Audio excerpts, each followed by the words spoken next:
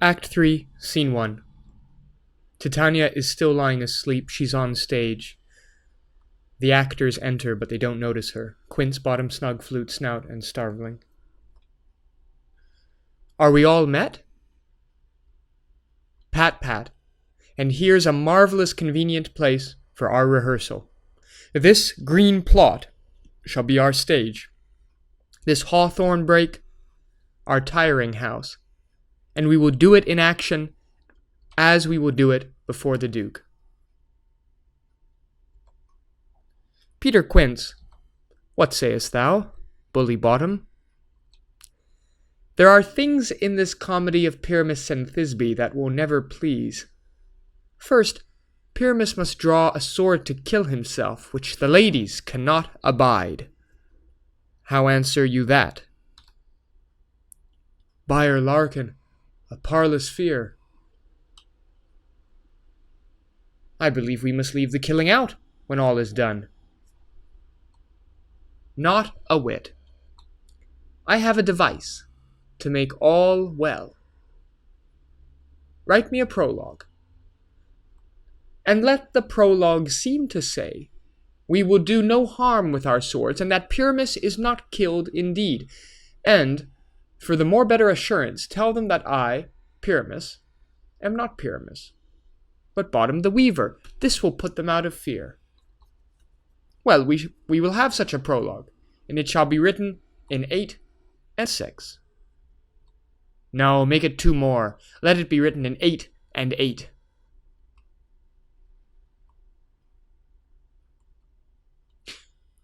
Will not the ladies be afeard of the lion? I fear it, I promise you. Masters, you ought to consider with yourselves. To bring in God shield us a lion among ladies is a most dreadful thing, for there is not a more fearful wild fowl than your lion living, and we ought to look to it. Therefore, another prologue must tell he is not a lion. Nay, you must name his name, and half his face must be seen through the lion's neck, and he himself must speak through, saying thus, or to the same defect, Ladies, or fair ladies, I would wish you, or I would request you, or I would entreat you, not to fear, not to tremble, my life for yours. If you think I come hither as a lion, it were pity of my life. No, I am no such thing. I am a man, as other men are. And there indeed let him name his name, and tell them plainly he is Snug the Joiner. Well, it shall be so. But there is 2 hard things. That is, to bring the moonlight into a chamber, for, you know, Pyramus and Thisbe meet by moonlight. Doth the moon shine that night we play our play? A calendar, look in the almanac. Find out moonshine. Yes, it doth shine that night. Why, then, may you leave a casement of the great chamber window where we play open, and the moon may shine in at the casement. Aye, or else one must come in with a bush of thorns and a lantern, and say he comes to disfigure, or to present the person of moonshine. Then there is another thing. We must have a wall in the great chamber, for Pyramus and Thisbe, says the story, did talk through the chink of a wall. You can never bring in a wall. What say you, Bottom?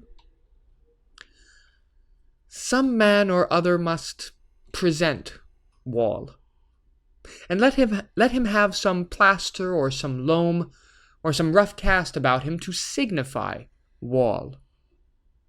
Or let him hold his fingers thus, and through that cranny shall Pyramus and Thisbe whisper.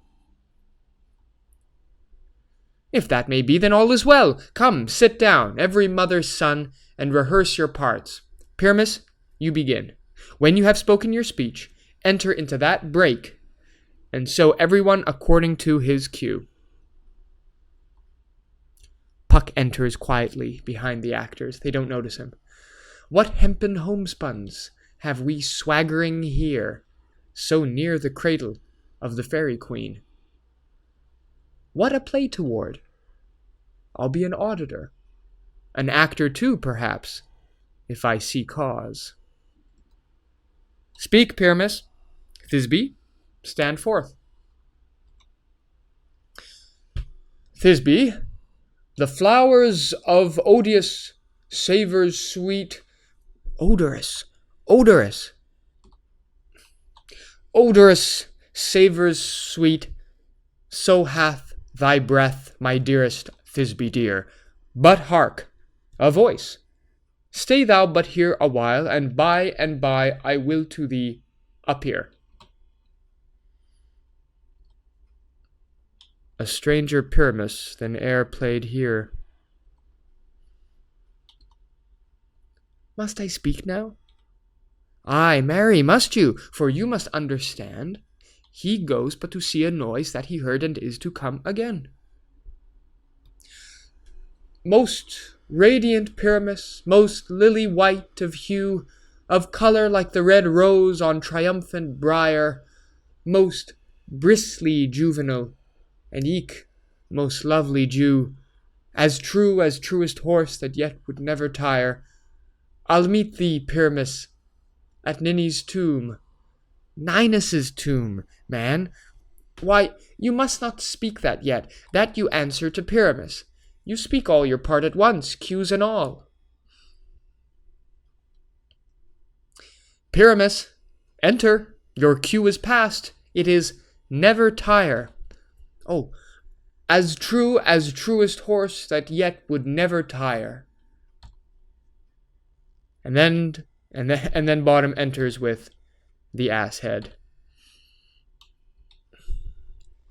If I were fair, Thisbe, I were only thine. Oh, monstrous! Oh, strange! We are haunted! Pray, masters! Fly, masters! Help! So they all exit, terrified of Bottom's new donkey head, which is Puck's doing, of course. I'll follow you. I'll lead you about around, through bog, through bush, through brake, through briar. Sometime a horse I'll be, sometime a hound, a hog, a headless bear, sometime a fire, and neigh and bark and grunt and roar and burn like horse, hound, hog, bear, fire, at every turn. Puck is like the anarchist of the play. Why do they run away? This is a knavery of them, to make me afeard. O Bottom, thou art changed. What do I see on thee? What do you see? You see an ass head of your own, do you?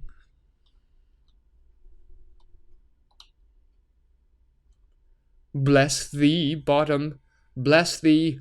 Thou art translated. I see their knavery. This is to make an ass of me, to fright me if they could. But I will not stir from this place, do what they can. I will walk up and down here, and I will sing that they shall hear. I'm not afraid. The ouzel cock, so black of hue, with orange tawny bill, the throstle, with his note so true, the wren, with little quill. And this singing awakens Titania. What angel wakes me from my flowery bed? The finch, the sparrow, and the lark, the plain-song cuckoo grey, whose note full many a man doth mark, and dares not answer nay.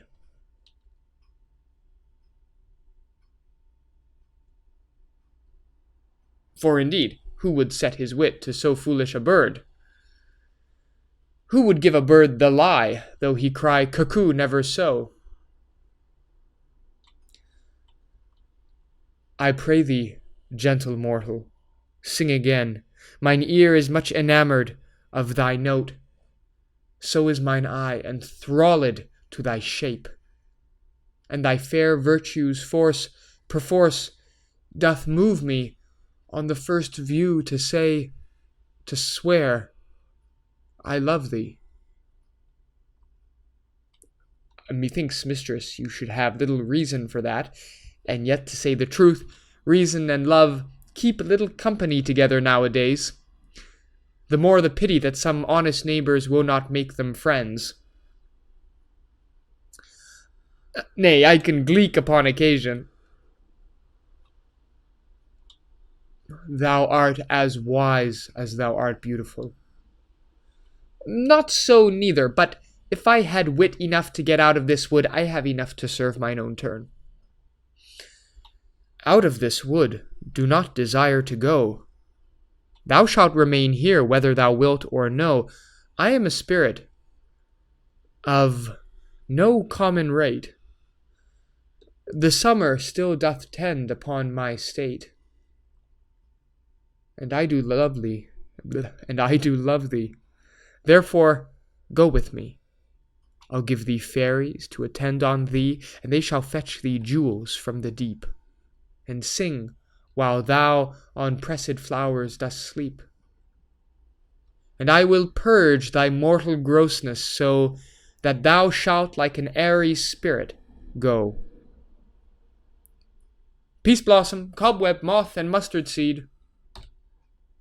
And the 4 fairies enter, her 4 fairy servants, I suppose.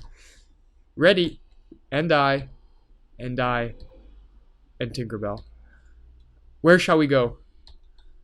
Be kind and courteous to this gentleman. Hop in his walks, and gambol in his eyes.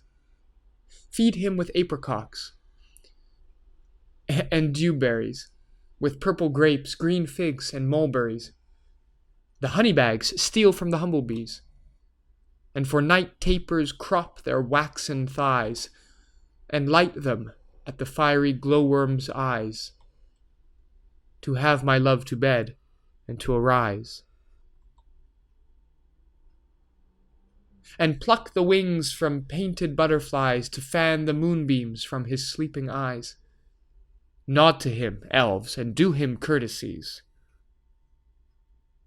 Hail, mortal, hail, hail, hail. I cry your worship's mercy heartily. I beseech your worship's name, Cobweb. I shall desire you of more acquaintance, good master Cobweb. If I cut my finger, I shall make bold with you. Apparently that was popular in Elizabethan times, to use a spider's web as a bandage. Your name, honest gentleman? Peace blossom. I pray you, commend me to Mistress Squash, your mother, and to Master Peascod, your father. Good Master Peace Blossom, I shall desire you of more acquaintance too. Your name, I beseech you, sir? Mustard Seed. Good Master Mustard Seed, I know your patience well. That same cowardly, giant-like ox beef hath devoured many a gentleman of your house.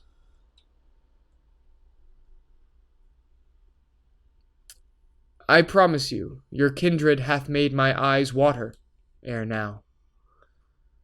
I desire you of more acquaintance, good Master Mustard Seed. Come, wait upon him, lead him to my bower. The moon methinks looks with a watery eye, and when she weeps, weeps every little flower, lamenting some enforced chastity. Tie up my love's tongue, bring him silently. They exit.